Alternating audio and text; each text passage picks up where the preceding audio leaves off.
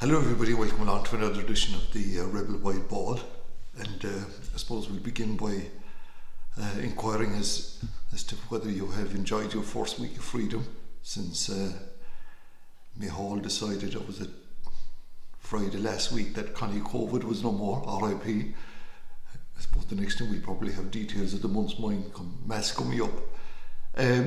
Somebody was telling me that there's a bit of excitement developing off the Irish coastline with the Russians hanging around the place, and that the Castletown Bear-based fishermen are not impressed with this because it's encroaching on their very valuable fishing waters.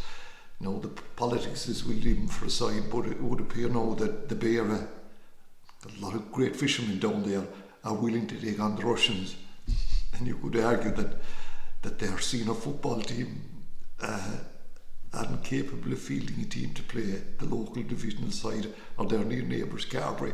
But anyway, that's for another day. And again, even though we're still in the month of January, what an amount of sporting activity we have to bring to you in terms particularly of Gaelic games. It's a huge weekend. It's the commencement of the National Football League. We'll talk about that. It's the All-Ireland Club Football semi-finals. We have the ladies football finals, and of course a huge interest from a Cork point of view with Mourne Abbey. We have school matches, we have the Corny games, we have the Munster B post-primary schools, a little bit of soccer, rugby, and I suppose American football will be part of our agenda as well. But anyway, to start with the Allianz Football League, and look, I'm not too sure what kind of a journey lies ahead of Cork. They're playing in Division 2, and I know some pundits are making the point that Cork should be trying to get out of this division, and I'm not saying they won't be. That promotion is an absolute must. I would have a kind of a slightly different view of this. Survival here, I think, is all important, not to get relegated. Because I would imagine that if Cork were relegated, and then they're playing Kerry in the Munster Championship, that's going to be, we don't have to go there, that Cork could end up playing in the Tailteann Cup. I'm not too sure of the finer details there. After last week's defeat in the McGrath Cup down in Killarney, Keith Ricken was pains to point out, and he was making massive musical analogies, if you like.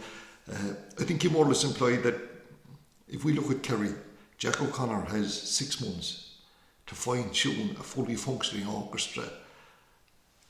According to Keith, maybe the Cork footballers, if we compare them to the orchestra, they're still learning how to play the instruments. There's a long way from those of you that have ever had musical experience. Sadly, haven't had to go from learning how to play an instrument to playing in an orchestra.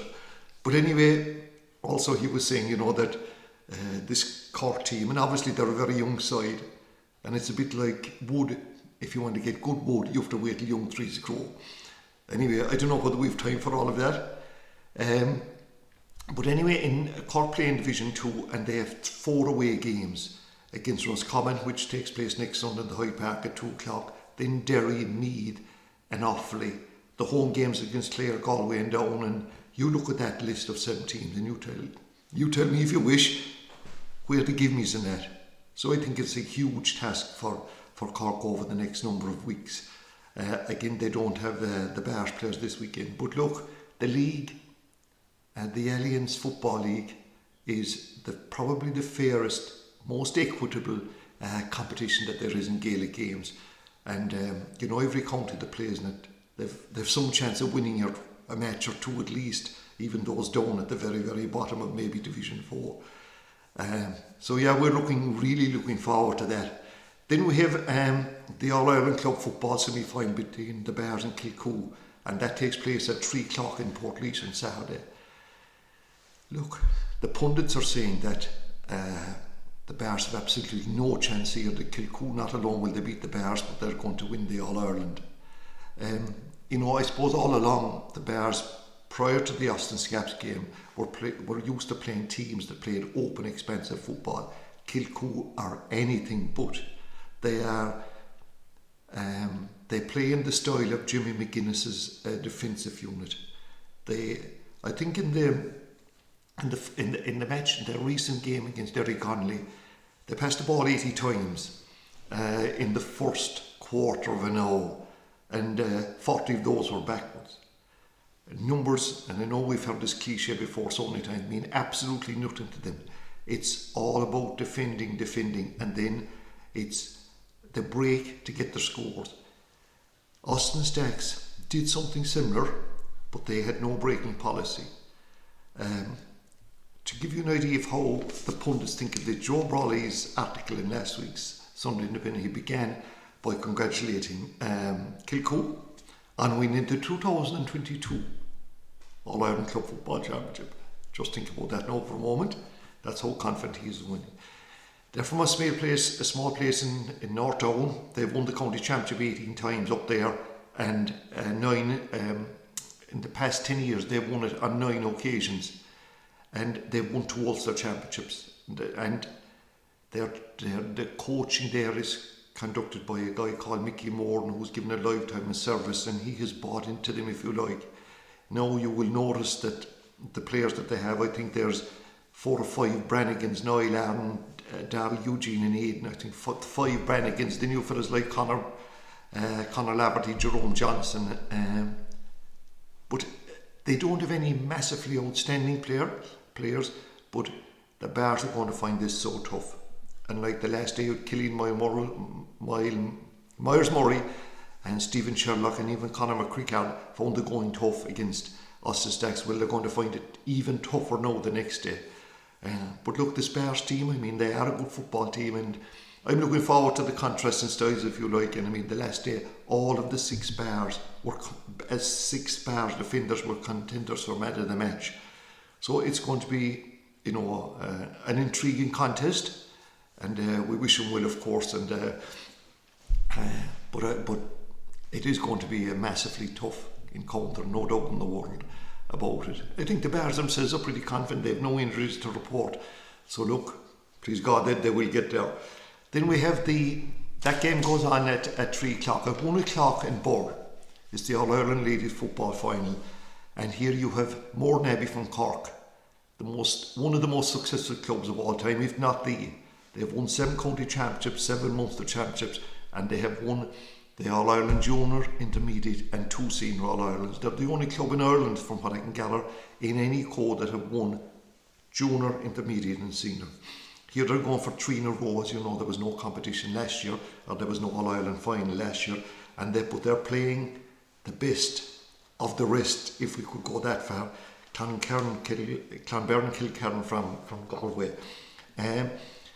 These are the side that they beat in the 2019 All-Ireland final. They beat them by just a point, the winning point kick by Laura Fitzgerald with 20 seconds left in the hooter.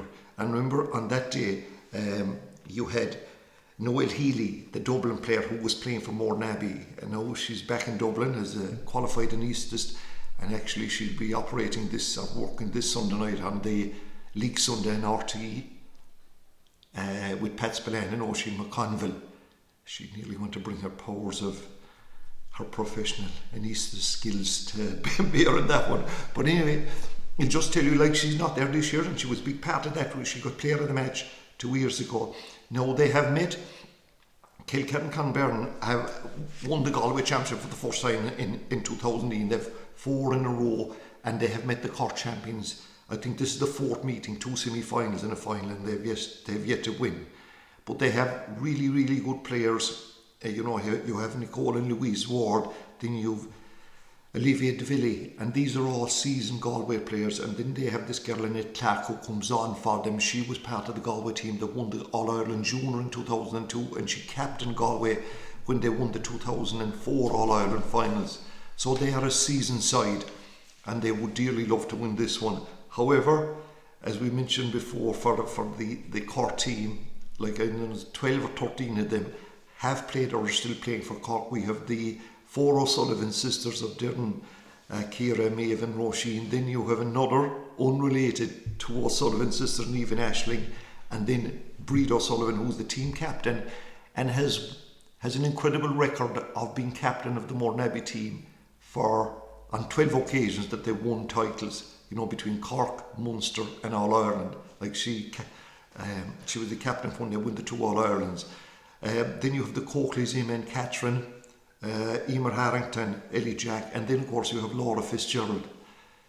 and I think we're going to have to christen Laura Goals. We have Shawnee Goals playing for Ballygiblin. Now we've Laura Goals. Don't know whether they've ever met each other or not. Maybe if they win their respective All-Irelands, we could get them to meet up and compare their scoring prowess. She has scored something like 14 goals in the last 5 matches, including 10 in the last 3 and 2 hat-tricks.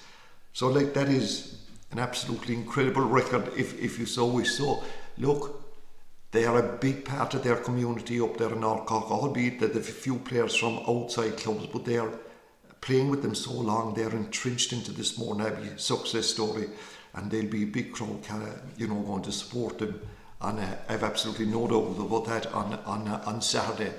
Then we have the Cork semi-finals. This is for the this is the top grade of football in Munster schools football. And as I've mentioned to you previously, Cork's record in this has been nothing short of absolutely dismal in recent times. Crease won it back in 2011, and there was only one Cork school have appeared in a final since 2000, and that was in 2015 when Rochestown College got there. But maybe all will change on a Saturday evening at 3:30. We have Skibbereen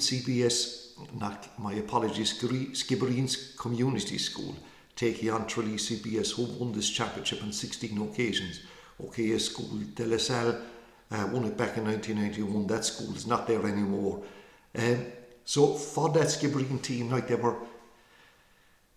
they will admit themselves that they were probably fortunate to win the semi-finals, getting a goal and 3 points in injury time to come from 3 down to win by 3. They're backboned by Castlehaven and players like Sean Brown, Robbie Minahan, Jamie O'Driscoll. Then you've Luke Shorten from Tyke McCorrick, Shane O'Connell, Castlehaven as well.